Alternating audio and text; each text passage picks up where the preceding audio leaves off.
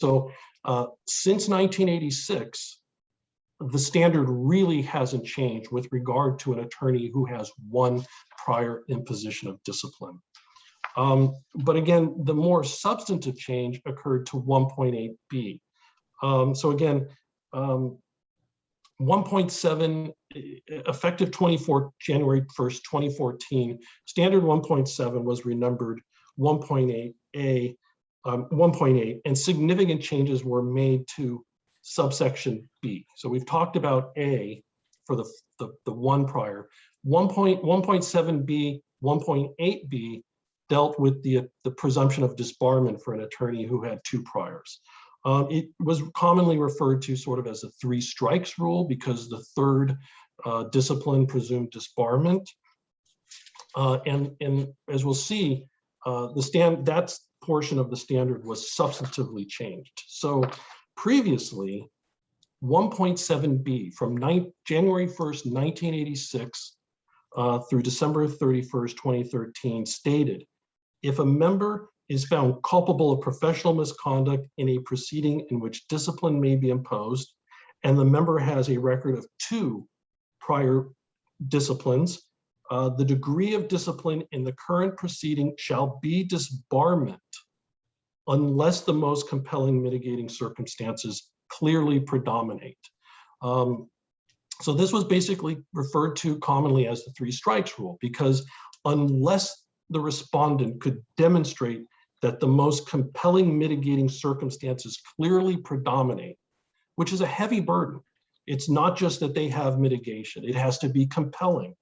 And it's not just that it has to clearly predominate, which usually means that it significantly outweighs any mitigating factors that are present. Any aggravating factors that are present. So there's significant compelling mitigation that basically tells us that disbarment should not be imposed. That standard wasn't always followed, strictly applied, and 1.8a, the revision in January 1st, 2014, the revisions to standard 1.8b better reflected the actual practice and application of 1.8 or 1.7b. And so the present standard that we have in place, and we have had this since January 1st, 2014, states now that if a lawyer has 2 or more prior records of discipline, disbarment is appropriate in the following circumstances. Unless the most compelling mitigating circumstances clearly predominate, or the misconduct underlying the prior discipline occurred during the same time period as the current misconduct. And those circumstances where disbarment is appropriate is 1, where actual suspension was ordered in any one of the prior disciplinary matters. 2, the prior disciplinary matters coupled with the current record demonstrate a pattern of misconduct, or the prior disciplinary matters coupled with the current record demonstrate the lawyer's unwillingness or inability to conform to ethical responsibilities. And so 1.8b that I just read to you, that's a substantially different version of sort of the 3 strikes rule than 1.7a. As you can see in the beginning, it did maintain the exception for where compelling mitigating circumstances clearly predominate. So it maintained that exception, but by requiring these circumstances to be present, it better reflected what the actual practice of the State Bar Court was, and likewise the Supreme Court, in when it would recommend the disbarment of an attorney with 2 prior records of discipline. And so the first one is important, actual suspension. So now, under the old rule, if a respondent had 2 reprovals or had never been actually suspended, but had 2 prior records of discipline, they were still eligible for disbarment under standard 1.8 or 1.7b. Now, under 1.8b, the attorney needs to have a prior record of actual suspension. And also, you have the other two factors basically stating that we need to show that the prior matters coupled with the present matters demonstrates a pattern of misconduct, or on the third element, and a lawyer's unwillingness or inability to conform to ethical responsibilities. Those three circumstances are in the disjunctive, so theoretically, only one need be established to create a presumption of disbarment. But the fact is that 1.8b is a much more considerate, I would use the word considerate, standard than the previous 1.7a, which was more just sort of a blanket statement that if an attorney has two prior records, there's sort of a presumption of disbarment unless they can show compelling mitigating circumstances clearly predominate.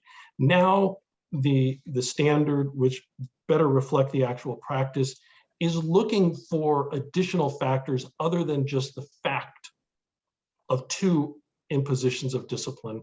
We're looking to see whether the respondent's misconduct over the years demonstrates a pattern of misconduct. Because again, a pattern of misconduct is a significant piece of evidence demonstrating an attorney's unwillingness or inability to conform. It is strong evidence of their threat of future harm to the public and to clients. And the same thing with regard to the third element, that the prior and current record together demonstrates a lawyer's unwillingness or inability to conform. Those are factors that suggest that anything less than disbarment is not going to be an effective discipline, okay? That actual suspension combined with even a long period of actual suspension combined with probation is not going to be effective enough to specifically deter this particular attorney, nor is it going to be effective to generally deter other attorneys in a similar situation, nor is it going to effectively achieve the primary purposes of discipline as stated in standard 1.1. So that's the current standard. It's been in place since January 1st, 2014. I will just quickly add that after the standards were adopted, the new standards in 2014, there was a task force appointed by the Board of Trustees, the Disciplinary Standard Task Force, which was charged with determining whether any additional changes needed to be made to the standards, even though they were just revised. That disciplinary task force finally came back in November of 2014 with a report to the board, but it did not report or advise any changes to standard 1.8. Okay, so even after 1.8a was implemented, there was further study with regard to revisions of the standards, and no recommendations were made to further revise standard 1.8. And lastly, just to let you know, this is in your text, the ABA has its own sort of progressive discipline standards. They don't look a lot like California's, but they're in your materials. They have been in place since 1986. So in 1986, the ABA and California both embarked on this standards project. And so the ABA has had something like, something akin to progressive discipline, but not quite what California has. So with that, I'll take any questions anybody has. Oh.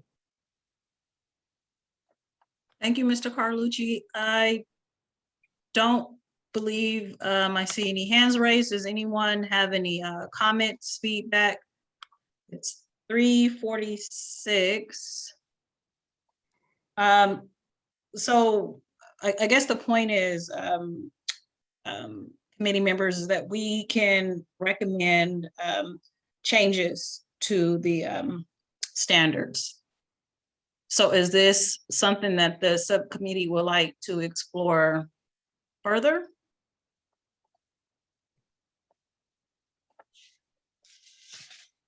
Anyone? And Lisa, did you want to present on the progressive discipline on other states that we found just before? You're on mute, Lisa. Thank you, Justin.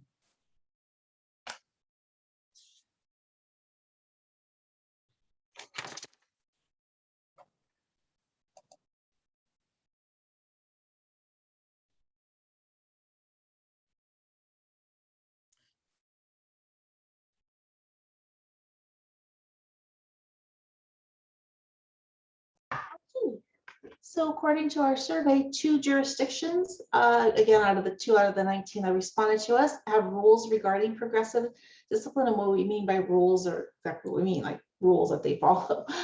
So here it's Washington, North Carolina. Here's how they are implemented. Like Washington allows the position of greater discipline if a lawyer receives 3 admonitions within a 5-year period.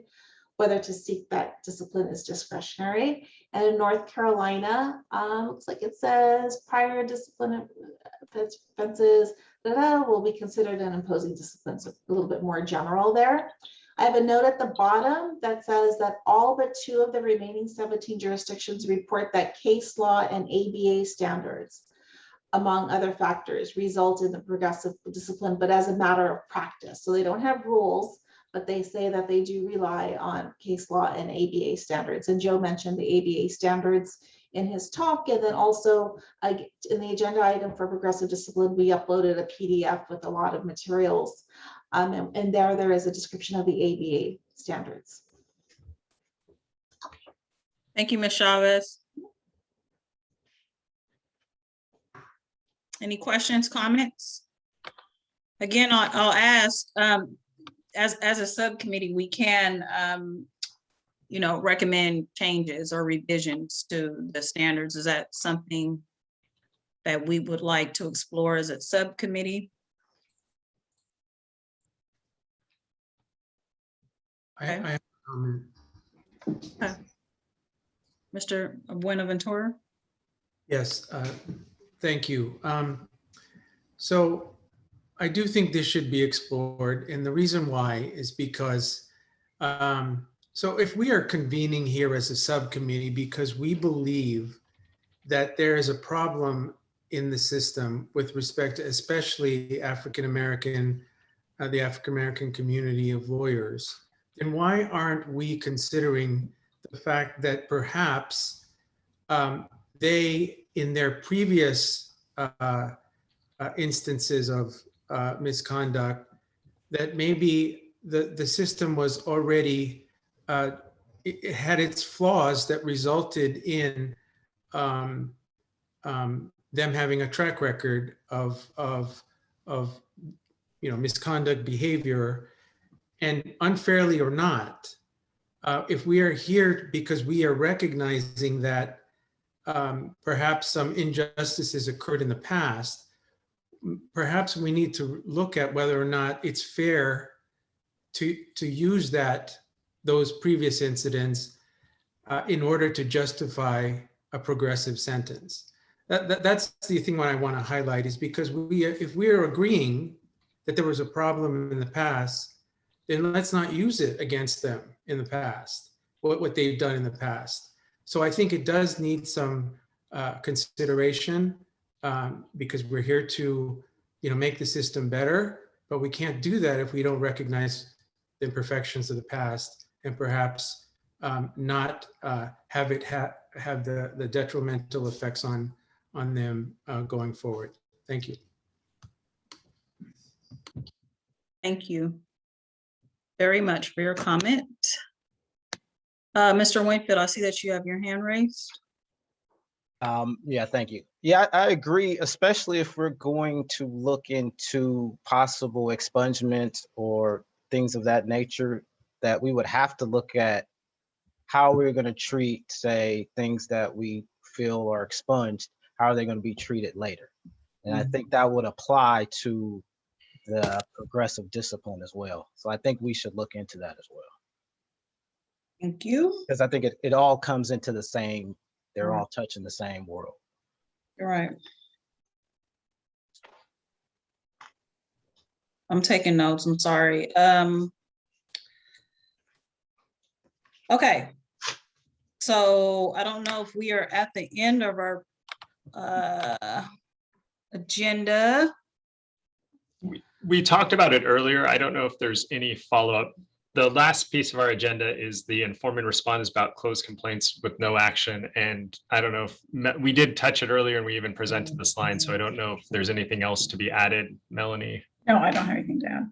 Okay, No, and Lisa, Lisa, I'm not sure if I shared the slide about what the other states had to say about that. Yeah. It is. Let me just share that really quickly. So we are. May I be excused then? Oh, yes. Okay, thank you. Thank you, Mr. Carlucci. Thank you all. Okay. So we asked jurisdictions how many, if they notified respondents of complaints closed with no action taken. You heard from Melanie that State Bar does not do that, with the exception of the RE bank matters, for the most part, do not do that.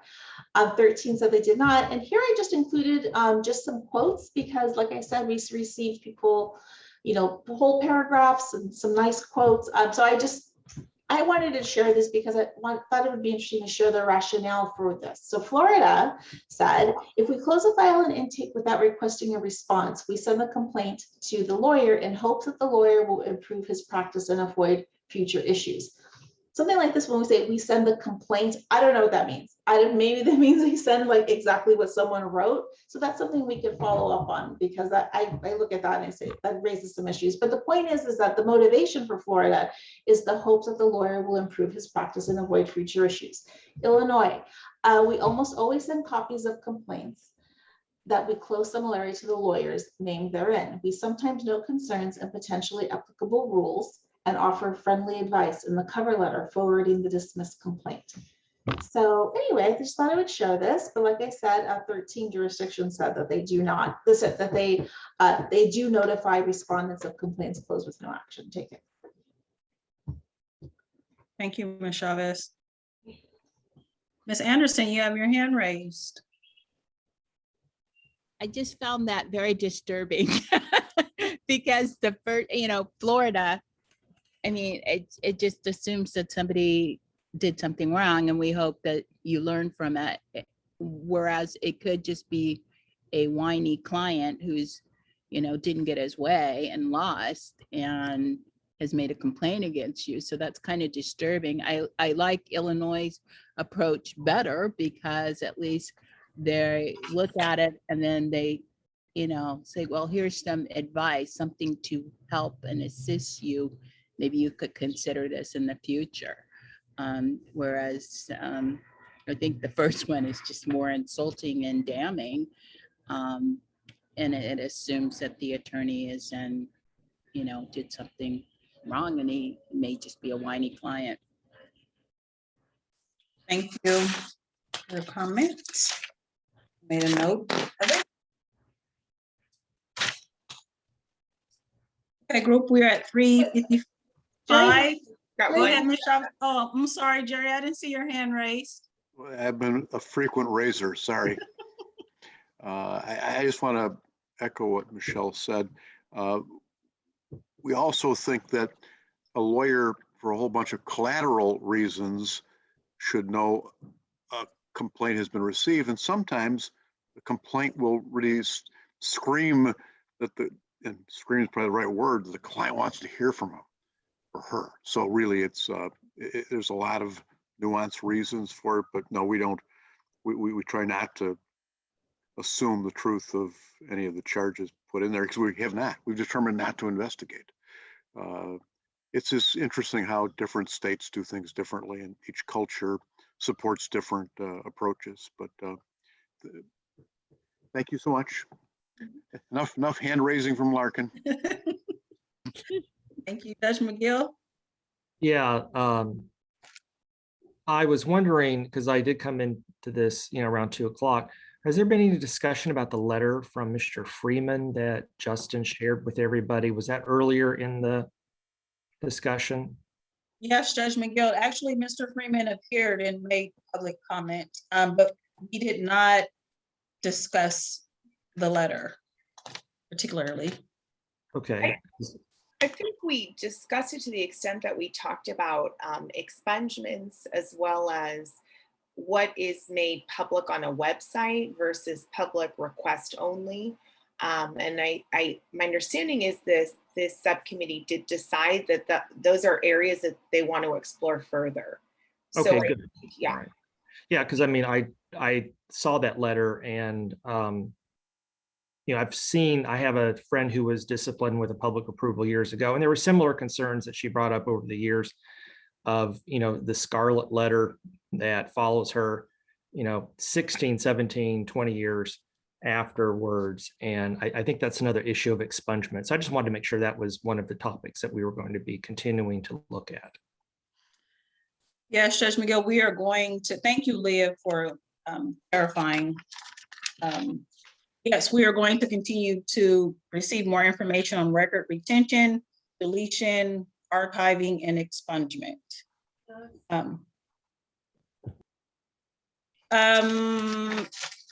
Before we close, are there any other areas committee members would like to possibly explore? I can recap my notes, what I have thus far. We'll receive more information on record retention, deletion, archiving, expungements. We'll receive more information. Shanae, Yeah. I can share. I've been trying to pull out. I've been taking extensive notes and I'm trying to pull them out, so I can share a slide real quick and see how my notes compare to yours. It's not probably super complete, but it will be a good starting point for us to talk about. And then I share. So can you see my screen, Shanae? Yes, I can. I have my contacts in, but can you make it a little bit bigger? I can make it bigger. Oh, thank you for the blind people.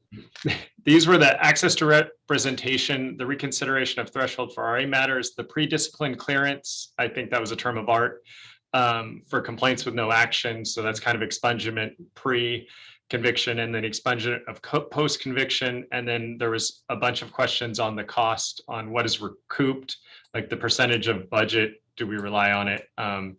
Petitions for reduction, and then also petitions for extension of payments. And then if there are other things, I can add them, but this was just what I did real quickly. Okay, I have in my notes, I think Jerry had brought this up, using data to inform proactive outreach to attorneys. I don't know if that makes sense. Mr. Larkin, can you flesh that out a little bit more? Do you remember saying that we need to Yeah, I think I was just building off of Lisa's presentation and said that the proactive outreach was something that is becoming common in other industries and also in the lawyer regulation field. We're doing it, but we're not the only ones doing it, and you're doing it as well. I think it's really a important way to reach out to and be a different kind of regulator. See yourself as helping lawyers to do what they want to do, which is to represent their clients well. Thank you, Jerry. I don't see Mr. Winfield's comment. You would like the group to receive more information on felony complaints as it relates to the discipline system.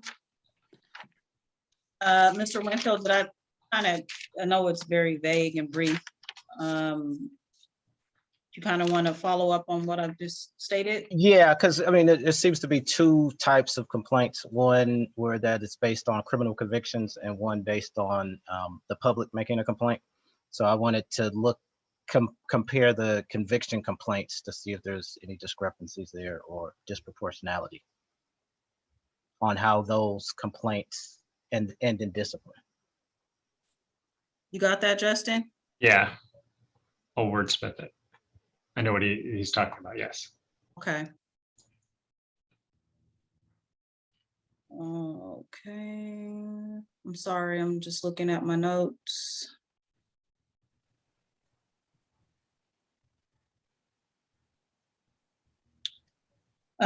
Discipline costs, will they be apportioned if there's a partial finding of culpability? Is that somewhere captured? Okay, that's captured, okay. Yeah. And then lastly, we discussed changing the progressive discipline standards. Or not changing them, excuse me, reviewing them to see if changes, possibly we can recommend changes.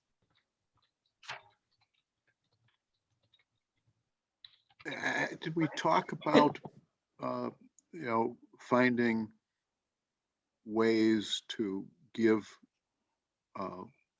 respondent lawyers advice or navigation, or I think that was part of Ellen's pitch, and I don't know what our reaction was as a group to that. Is that kind of it's not fleshed out, but would that be subcategory of access to representation, or am I? Oh, sure. I think I was being more specific, and it's in there. Thank you. I don't believe I have anything else in my notes. Leah, am I missing something? I don't think so. We can always finalize this. Just looking at the time, I think it's amazing we got through the agenda. Yeah. So we have our marching orders for the next meeting. Hey, anyone have any questions or comments? I just would like to thank all the staff for hanging in there for hours today and presenting information, answering questions. Professor Robertson, I don't know if he's still on. Oh yes, he is here. Thank you, Professor Robertson. Thank you for your presentation earlier. We have a lot of information to hear and process. We'll probably be depending on you a lot more. I'm thinking over the next course, few months, so if you can make yourself available, that will be awesome. I have to confess that during the meeting I had dinner. It is 7 o'clock. I'm glad someone's eating. I just had a handful of almonds. You seem crazy. Yes, right. Yes, thank you. I thought this was a very good meeting, and I just want to leave something on the table, and it's going to be something that the committee, I hope, would consider, and it's probably a big ask, but I think it's something to think about.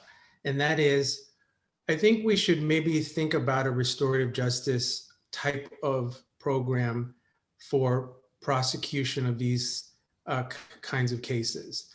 It sounds to me that this is really the state bar versus the respondent. And I think what gets lost is the impact on the clients that are impacted by the misconduct. And I think clearly there's a movement in the country about restorative justice and what that looks like for different communities. But I think we should maybe even think about that in deciding what model we could improve upon and whether or not that has a place in the state bar court. So that's just a comment. Take it for what it I want to join on Ray's comment. I was on the international conference faculty last year, and it came up. There are several really good programs where bar regulators spoke about how they were infusing restorative justice into their systems. And the next International Conference of Legal Regulators comes up in the fall. It's back on the topic again, as well as generally diversity and inclusion principles, and some of the topics that Professor Robertson talked about and Dr. Farkas talked about. So who knows, someone here might get drafted to be on a panel. All right, we'll add that to the list, right? And I think we should probably close out.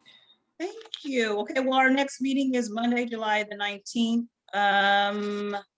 Thank you all for participating. Today was a very long day, but we covered a lot of ground. Yeah, Leah and Ms. Chavez will have to do a follow-up meeting this week, just so I can kind of know what I'm doing here.